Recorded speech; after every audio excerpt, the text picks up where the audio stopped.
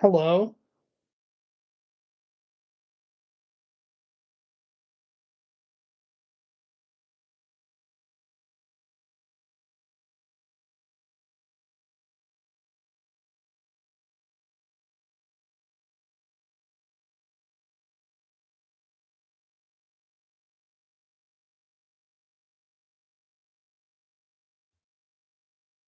Hello.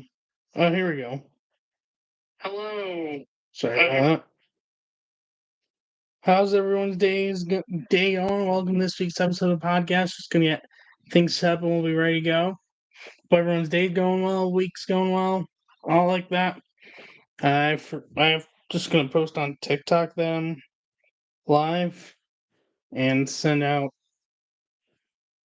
a link to a few others, and we'll be ready to go.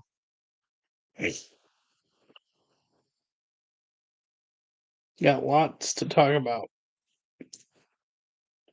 Including news towards next season that came out today.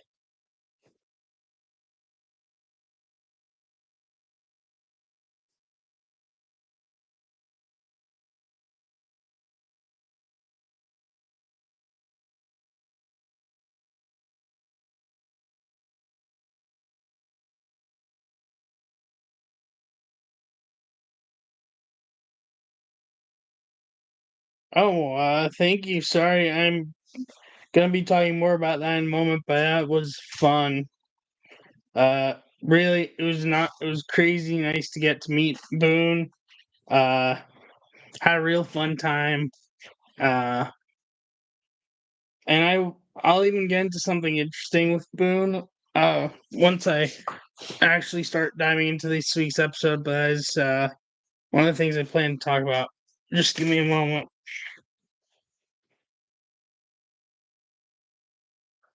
Hey TikTok, I'm live on YouTube with this week's episode of Benny in the Booth podcast. MLB Weekly Recap, NFL notes, and a few other things. Go check it out. Link in bio as always. See you there. Hey TikTok. For context, I usually post it before I go live. But forgot to before I went live.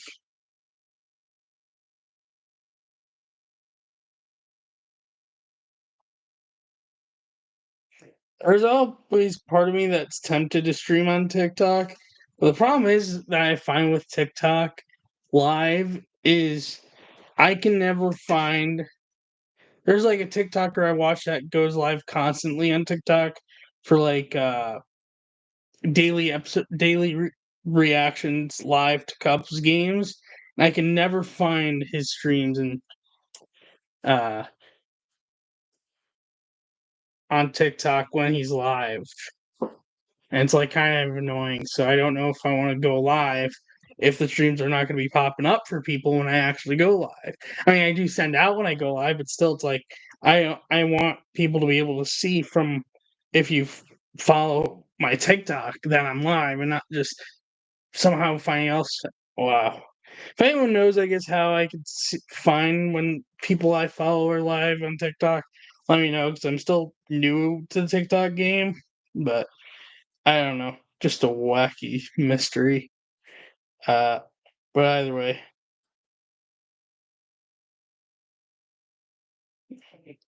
here we go.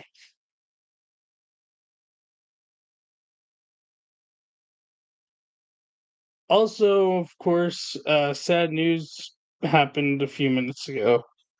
I'll get into that as well. Almost set.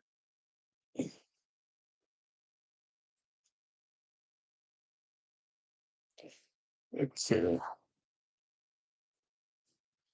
Let's get you in recording. Start this.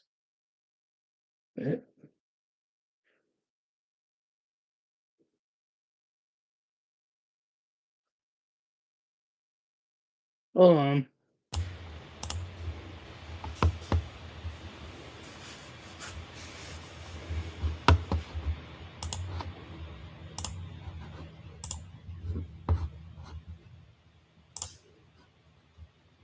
Yeah.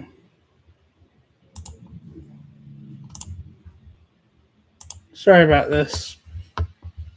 Just trying something new with audio. Hello. Yeah.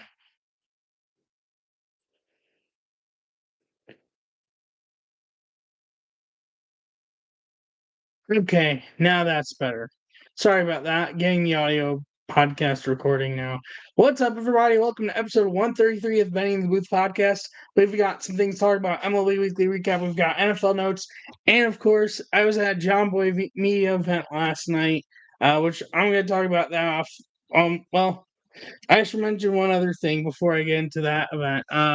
Sad news has come about in MLB this today, actually just a few moments ago, that Billy Beane, who was the founder of Moneyball for the A's, a big part of their success in the late 90s to in the early 2000s, all the way for a whole bunch of years, has passed away today.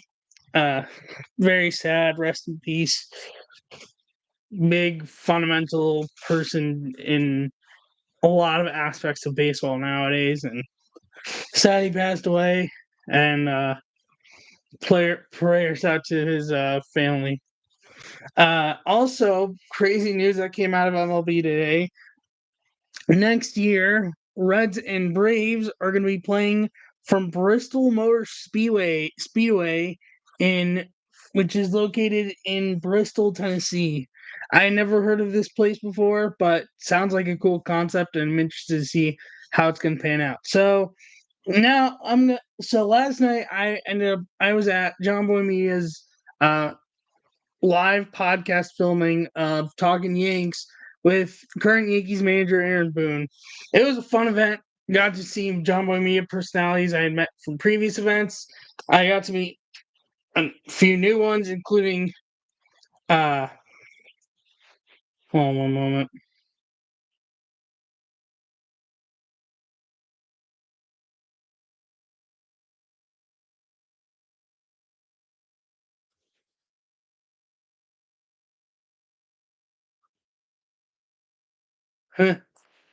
Sorry about that.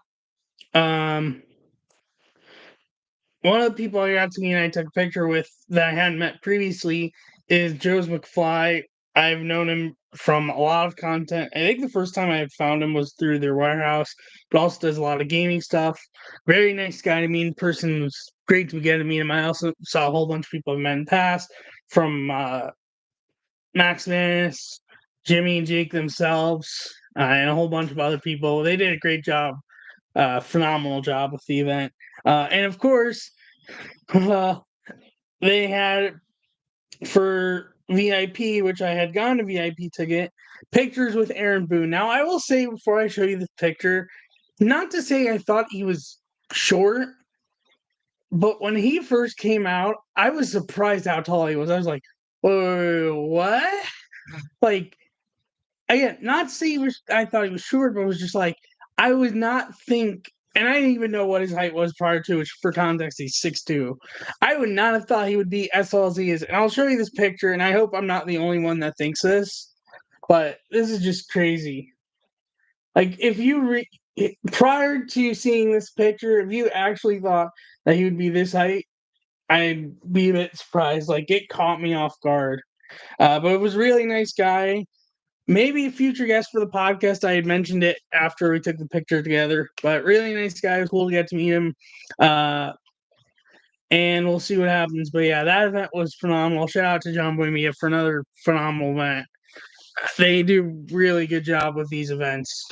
Whether in NYC, which is a lot easier for me to get to, being it's only like an hour away, or in Asbury Park, which was a whole long journey going either way. But they do a great job with these events, or I guess even technically out of tri-state area. But I haven't been to any of the events that are not in New York to this point yet. So, and still hope maybe I one day work for John Boy Media, but we'll see what happens. Either way, Let's dive into this week's episode. So there's not a lot of NFL news, so I'm just gonna go over it off bat. Tyreek Hill got extended. I believe Jordan Love was before this week's episode, was in between.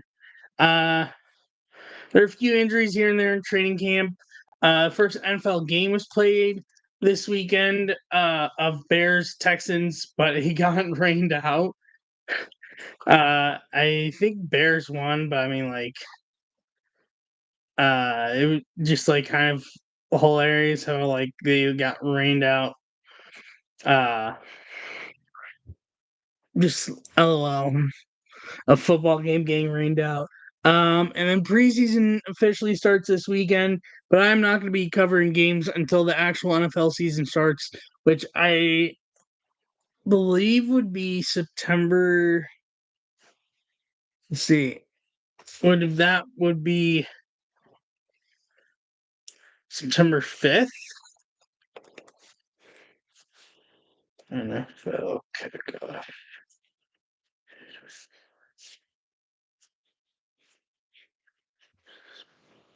Yeah, September 5th, which is going to be Ravens and Chiefs, 8:20 on 8:20. That's going to be a kickoff game for NFL. Yeah. So until then, until basically the week of, I'm not going to be talking about football games. If I see like signings and stuff, I'll mention it. But otherwise, I don't plan to talk about games until we get into actual games that count. I also was at Cubs Reds this week. I'm going to get into that, which funny connection between that and Blake Snell's no hitter a few days afterwards. And then, yeah, so let's get into it. So starting the day before the Cubs-Reds game I went to, Yankees beat the Phillies 7-6 in 12 innings. Jazz Chisholm Jr.'s solo homer in the sixth makes him third player with 3 homers in his first 3 games with the Yankees, joining Eric Hinsky and Dave Kingman with 3-run homer in the 7th as well. He's the first Yankee with 4 homers in the first 3 games with the Yankees all time. Also, second player with 4 homers in his first 3 games with any team, joining 2016 I almost said Troy Tulowitzki. Trevor Story, but he is the first with 2 multi-homer games in his first 3 games with any team for Trevor Story. His first one was a multi-homer game, but the other times were not. Diamondbacks whooped the Nationals 17-0. This is the largest win in Arizona Diamondbacks history. This is the 3rd win for Arizona by 15 plus runs, which is tied for second most all time within the last 70 seasons. One moment. I hate when I like catch typos while I'm doing these episodes live. It's annoying. Joining 2019 Houston Astros, 2018 Dodgers, 1999 Braves, 1993 Tigers, 1976 Twins, and behind 1939 New York Yankees, 1935 Detroit Tigers, and 1931 New York Yankees 4. Eugenio Suarez had a 3-homer game, which is his second career 3-homer game, and first since September 5th, 2020 versus the Pirates. He also the first Diamondbacks player to have 3-homer games since Josh Rojas on May 20th, 2022. A's beat the Giants 5-2. It's not really related to the game, but kind of is. Cool note, Mark Hanna got traded to the Giants. I think I had mentioned it, maybe I didn't, but either way, with it, and him playing in a game, he's the 3rd player to appear for both A area teams, Giants and A's, but the stat will not be much of existence after this year, who attended Cal also, joining since both teams moved to the Bay Area in the 60s. The Giants moved actually in 50s, and then A's moved in the late 60s, both late part of those decades. Dalton Jeffries and Darren Lewis and Canna and Jeffries will have each played for both while managed by Bob Melvin, who went to Cal, plus has managed both. And then also note from this game, Lawrence Butler's solo home run in the 3rd makes him and Brent Rooker 3rd pair of Philadelphia A's and Oakland A's teammates with 10 plus homers each in the same calendar month, joining July 1996 Mark McGwire and Terry Steinbach, and June 1934, Jimmy Fox, and Bob Johnson. That's it from July 30th. From July 31st, from the Cubs-Reds game I went to, the Cubs whooped 13-4. The craziest part about this game was, like, I was going in like, okay, Cubs are going to get gonna get wrecked. Will dominate. Kyle Hendricks will get wrecked, and the Cubs will lose bad. And it ended up being the complete reverse. The Cubs wrecked Lodolo for 8 of the 13 runs they scored. Kyle Hendricks took a no-hitter into the fourth inning, which I'll get back to that later. And this game was just crazy. The Cubs jumped out like 6-0 already by the third inning, thanks to 2 runs in the second and 4 runs in the third, which they had 2 big 2-run hits in the third that made it 4 runs. And Nico Horner actually just missed a home run that made it 1-0. It was like just about like, let's say this is the top of the wall. It hit off here. Benson was trying to go rob it, but let's say his glove is here, the ball lands here, and the top of the wall is here. I know it's like hard to depict. I don't know if I can really show a highlight of it because of copyright, but let's just say like that. The glove, that top of the wall, maybe a little bit more lower, but roughly. And then in the 5th inning, the Reds got back in it because once again, just like the Yankees game I went to, Jake Fraley had another big hit, this time a 3-run homer that got to 6-3 with nobody out. But they would get 2 on and ground into an inning double play eventually. They got out of the inning, and the Cubs never looked back, scoring 7 unanswered runs the rest of the way, including an Eno Happ 2-run homer that made it 8-3, and it was just all Cubs all night. Kyle Hendricks with a beautiful start. Nick Lodolo did not pitch great, though actually threw like 103 pitches on the night, but he was not on his A game. Phenomenal game. I was happy they came out with a win. The Cubs also had 17 hits in this game. One thing I will say, though, outside of the game, I, for the first time, went to the Reds Hall of Fame Museum, which I've been told through a YouTube channel is a must-see for baseball fans, and I do not disagree. If you are going to a Reds game, save yourself roughly an hour. I forget how long it took us to go through it, but they say to give yourself an hour to go through it is absolutely worth the time. It's like $12 an adult, which is nothing. Like, that's cheap. It's absolutely worth it. Worth to check it out if you get a chance. Oddly enough, I didn't even fly back through Cincinnati because of pricing for flights going back for some reason. And I ended up flying through Columbus, which is a solid airport, a lot different than the last time. I had a flight story with that last time, but I'm not going to dive into that this episode. Maybe for like a Q&A video one day or something, but I need the channel to grow a lot more before I do a Q&A. Also, like, I could really spend a whole video on, like, flight stories I've had over the years. I've had way too many to count. But either way, that was the story of the Cubs-Reds game I went to. As of right now, the next planned game I have is in Toronto, August 25th. I might be going to D.C. the week before for a game, possibly. Maybe some New York game in between. But at the moment, that's the next set game I'm going to, and that's also going to be my first time going to Rogers Center / any sports game over the border into Canada. So, anyways, moving on. Orioles hammered the Blue Jays 10-4. Jackson Holliday's 5th Grand Slam homer in the 5th inning is his first major league homer, and that the ball landed onto Utah Street. Congrats to him to finally getting it. He got another homer or two since. Oddly enough, Zach Hampel, who's a very controversial person in the baseball world for getting a lot of home run balls, but also taking it from kids, but also giving back to kids. Very controversial person. He almost got that home run ball, but someone else got it, and they gave the ball to Jackson Holliday after the game. At 20 years and 240 days old, he is the youngest player in Orioles / St. Louis Browns history with a Grand Slam homer. Also, his 8th youngest player with a Grand Slam for first Major League homer, older than only August 22nd, 1912, Eddie Onslow, 19 years and 187 days. April 18th, 1958, Vada Pinson, 19 years old, 250 days. May 30th, 1890, George Davis, 19 years, 280 days.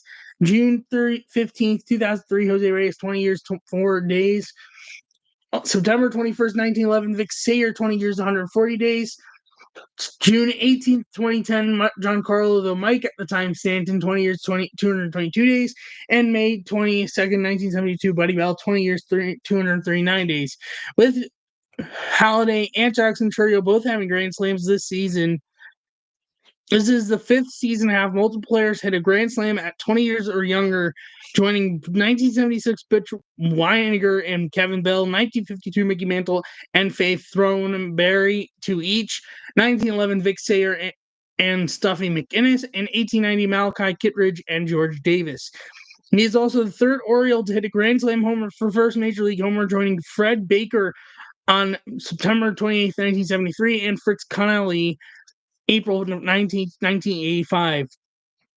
Royals wrecked the White Sox 10-3, which the White Sox are, of course, on a 21-game losing streak at the moment, oddly enough. Bobby Witt Jr. ended July with a .489 batting average, which is 5th best batting average in the calendar month since 1930, minimum of 75 at-bats, behind May 2000 Todd Helton's .512, June 2004 Ivan Pudge Rodriguez .500, June 1938 Lou Gehrig's .495, and July 8, 1980 George Brett .494.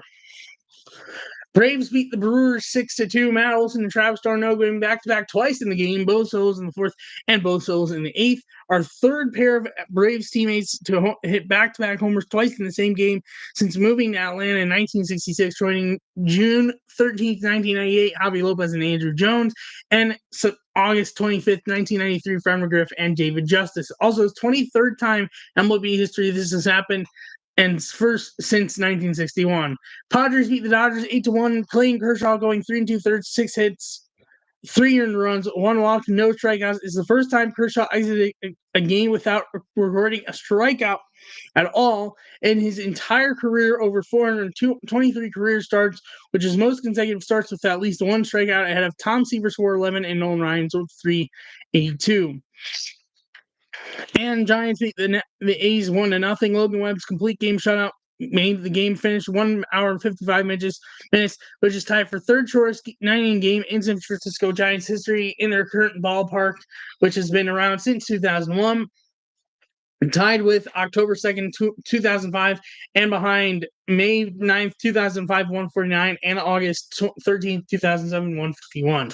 For August 1st, only one note for the day. Royals beat the Tigers 7-1. Bobby Witt Jr. is first player with 2020 plus in each of his first 3 MLB seasons, which is crazy, but also says how good he is.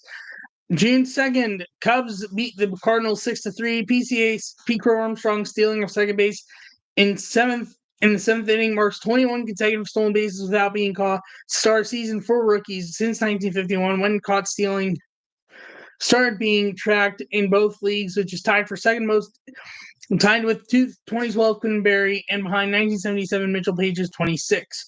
I'm not sure. I haven't seen that has ended, but I'm not sure if it's ended or not. But it's at least at 21.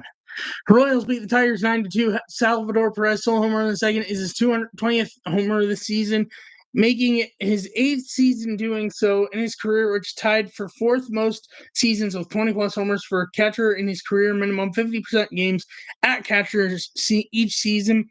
Tied with Jorge Posada and Carlton Fisk, and behind Mike Piazza and Johnny Bench's 11, Brian McCann and Yogi Berra's 10, and Gary Carter's 9. His 2 RBIs makes it 887 career RBIs, which moves him to 4th most in Royals history, behind George Brett's 1596, Hal McRae 1012, and Amos Otis 992. Diamondbacks beat the Pirates 9-8. Josh Bell solo homer in the first, a part of a 2-homer game, was the same day he hit his first homer with Miami last year, making him 5th player since 1900 to hit to homer in his first game with the team after changing teams midseason multiple times, joining Marlon Byrd, 2013 Pirates and 2015 Giants, Preston Wilson, 2005 Nationals and 2006 Cardinals, Dave Martinez, 2000 Blue Jays, and 2000 Texas Rangers, and Todd Zeile, 1995 Cubs, and 1998 Texas Rangers. Ketel Marte, Jock Peterson, which led into the Allegheny River, which is his 50th homer to do so in PNC Park history, which has been around since 2001. And Josh Bell's first homer were back-to-back-to-back, and which is the first back-to-back-to-back homer for Arizona since Gerard Dyson, Ketel Marte, and David Peralta did so on June 10th, 2019 at Philly. Bell's homers were one on each side of the plate, which is first time he's done so since August 9th, 2023 with the Miami Marlins. Hold on one moment.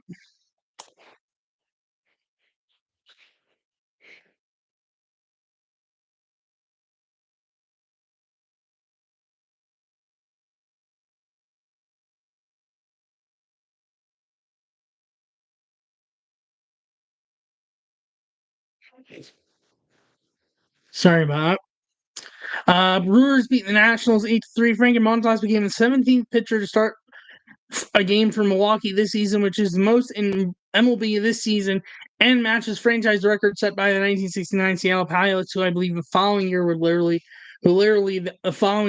to Milwaukee. They only lasted one season in Seattle. Blue Jays beat the Yankees 8-5. Aaron Judge's 2-run homer in the first is his 100th career RBI, but also his third career season with 40 homers, which is fourth most in Yankees history behind Babe Ruth's 11, Lou Gehrig's 5, and Mickey Mantle's 4. Giants beat the Reds 3-0. Blake Snell, complete game no-hitter, 3 walks, 11 strikeouts, is the 18th no-hitter in New York/San Francisco Giants history, which is tied for third most with Boston in MLB history behind the Dodgers 23 and White Sox 20. His 26 strikeouts in the last 2 starts ties 2015 Madison Bumgarner and 2006 Jason Schmidt for second most by a New York/San Francisco Giants pitcher in 2-outing span since 1901 behind 1975 John Montefusco's 27. He's also the 5th reigning Cy Young Award winner to throw a no-hitter, joining 2016 Jake Arrieta, 2014 Clayton Kershaw, 1971 Bob Gibson, and 1964 Andy Koufax. He is also the 3rd pitcher with 25-plus strikeouts, 2 or less hits, and no runs allowed in a 2-outing span since 1901, joining 2015 Madison Bumgarner, 2001 Randy Johnson, and Blake Snell and Logan Webb are the first New York and San Francisco Giants teammates to throw shots in consecutive games since Livan Hernandez and Jason Schmidt on August 19th, 20th, 2002. The first San Francisco Giants no-hitter since Chris Heston on June 9th, 2015 versus the Mets. And the Mariners beat the Phillies 10-2. Luke Raley's 3-run homer in the second, reaching top deck in right field, makes him 7th player to do so, joining Mo Vaughn in 1999, Carlos Delgado in 2001, Nomar Mazar in 2019, Daniel Vogelbach in 2019, Joey Gallo in 2020, and Shohei Ohtani in 2021. That is it for August 2nd. For August 3rd, sorry about that. Yankees beat the Blue Jays 8-3. Aaron Judge's 2-run homer in the first is his 16th first inning homer this season, tied for 3rd most in a season behind 2001 A-Rod, 1999 Mark McGwire, and tied with 2001 Sammy Sosa and 1927 Babe Ruth. Twins beat the White Sox 6-2 with quality star Bailey over his first Twin with 8 straight quality starts since Philly Hughes in 2014. Orioles beat the Guardians 7-4. Jackson Holiday 2-hit game marks 9th player and 12th time Orioles player, 20 years and 242 days or younger, has multi-hit game, joining 2012 Manny Machado, 1964 Wally Bunker, 1962 Boog Powell, 1959 Jerry Walker, 1958 and 59 Milt Pappas, Papgrass, or I don't know. 1955, 56, 57 Bill Brooks Robinson, 1956 Tex Nelson, and 1955 Wayne Causey. Reds beat the Giants 6-4, 100 games, 6 shutout innings, 1 hit, 1 walk, 11 strikeouts, marked 6 straight starts, allowing 1 or less runs with Cincinnati in the season, tied with 1938 Johnny Vandermeer. He is also 2nd pitcher with 40-plus strikeouts or less and 1 or 0 runs allowed in a 5-start span since 1900, joining 2021 Jacob deGrom. Also his first Reds pitcher to go 6 straight starts with 1 or less runs since Vandermeer from May 27th to June 19th, 1938. Dodgers beat the A's 10-0. Shohei Ohtani stealing second in the ninth puts him in the 30-30 club in 108 games this season, which is tied for third fewest games to achieve this feat, tied with 1973 Bobby Bonds and behind 1987 Eric Davis' 90 and 1998 A-Rod's 107. And the Mariners beat the Phillies 6-5 in 10 innings. Mitch Haniger's walk-off walk is his seventh walk-off plate appearance with Seattle, tying him with Jim Presley for most in Seattle Mariners history. For August 4th, Cubs beat the Cardinals 6-2. Mason wins 2-run homer in the third, is his ninth of the season, and makes him third Cardinal to have 9+ homers and 9+ stolen bases in a season 22 years or younger since 1900, joining 1943 Stan Musial and 1900 Mike Donlin. Marlins beat the Braves 7-0. First time Braves got shot at home since August 28, 2021 versus the Giants, which is 231 games, which is third longest such streak in modern era since 1901, behind Rockies 361 from July 5th, 1999 to September 17, 2003, and New York Yankees 233 from July 8th, 1930 till August 2nd, 1933. Orioles beat the Guardians 9-5. Colin Cowser single the fourth makes it 17-game hit streak for Cowser, which is tied for most in Orioles rookie with Trey Mancini from September 11th to the 29th, 2017. They did not play yesterday, so streak is still on going into tonight's game. Royals beat the Tigers 3-2. MJ Melendez down to last out. Pinch hit 3-run homer makes him second Royal to enter a game pinch hitting with team trailing with 2 outs in the ninth and have a lead, taking RBI in a game for Kansas City, where Kansas City won 2005 Denny Hawking. The Rays shut out the Astros 1-0 with 15 strikeouts as pitching staff. Houston now has gone 10 games with 10+ pitching strikeouts since 1900, which is tied for second most consecutive games, doing so tied with 2022 Astros, 2021 Padres, and 2019 Dodgers, and behind 2017 Guardians 13.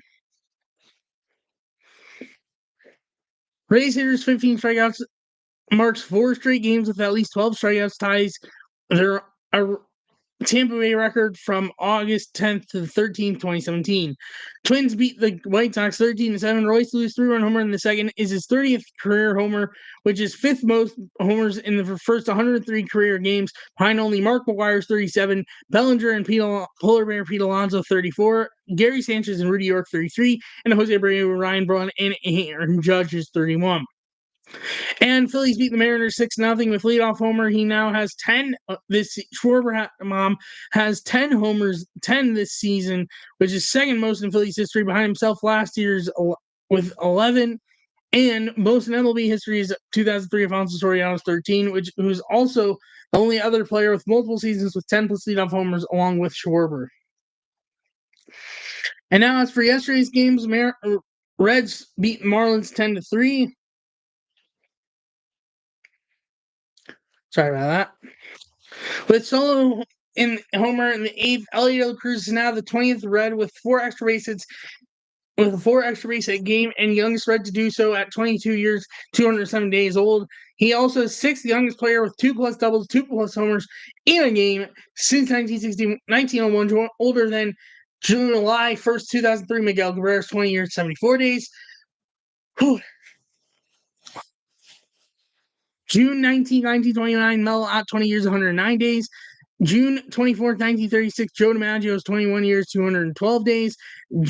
September 7th, 1986, Greg Jeffries, 22 years, 387 days. And May 26, 1928, Freddie Lindstrom, 22 years, 187 days. Also first Red with two doubles, 2 homers in a game since Paul O'Neill on May 11, 1991. Third Red to achieve 2050 season, joining 1987, 86, and 87 Eric Davis, and 1973, 74, 76 Joe Morgan. He also is third player to get 2050 at 22 years old season, with Corbin Carroll doing so last season. He is the youngest primary shortstop to get a 2050 season since Hanley Ramirez 2951 in 2007. And the Giants beat the Nationals 4-1 with second pitch of the game. Tyler Fitzgerald has a homer. Tyler Fitzgerald has 11 homers in 17 game span, which makes him 10th New York/San Francisco Giant to do so, during 2003 Barry Bonds, Jeff Kent, Matt Williams, Willie McCovey, Jim Rayhart, Willie Mays, Orlando Cepeda, Walker Cooper, and Mel Ott. It's also his 4th He is also fourth shortstop to hit 11 homers in 17 games, 2023 Shady Turner, 2010 Troy Tulowitzki, and 2002 Alex Rodriguez. That is it for the notes. Now for the standings update and for tonight's schedule, which some games, no games have started yet. In the AL East, Orioles and Yankees are tied for first place, 67-46, followed by the 60-51 Red Sox, followed by the 57-54 Rays, followed by the 51-61 Blue Jays. In the AL Central, the Guardians are first place, 67-45, followed by the 63-48 Twins, followed by the 63-51 Royals, followed by the 53-60 Tigers, followed by the 27-88 White Sox. In the AL West, the Mariners in first place at 59-54, followed by the 57-55 Astros, followed by the 54-59 Rangers, followed by the 49-63 Angels, followed by the 47-67 A's. For the NL East, the Braves in first place. I'm sorry, not Braves. Phillies in first place at 66-46, followed by the 60-51 Braves, followed by the 59-53 Mets, followed by the 51-62 Nationals, followed by the 42-71 Marlins.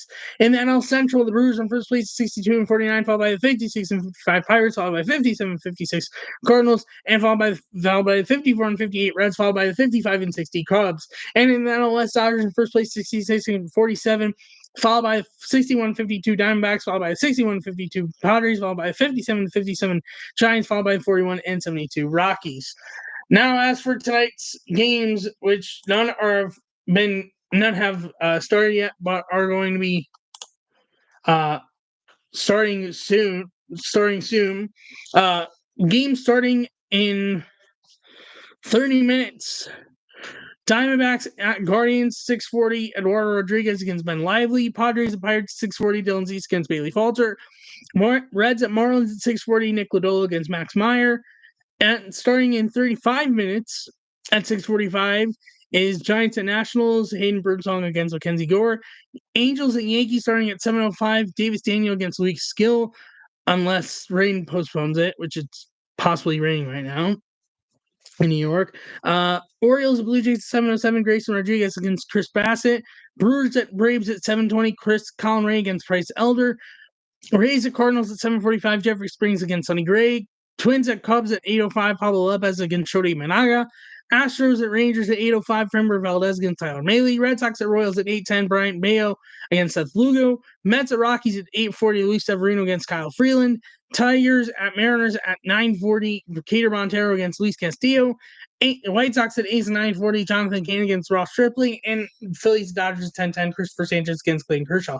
That is it for this week's episode of the podcast. Thank you so much for watching and listening. If you're new on YouTube, leave a like and subscribe on the notification bell so notify when I go live and post a video. If you're new on audio, follow the podcast, leave a review, and notification bell so notify when I go live and or when I post on there. Thank you so much for watching and listening. I will see you next week's episode 134. Bye-bye.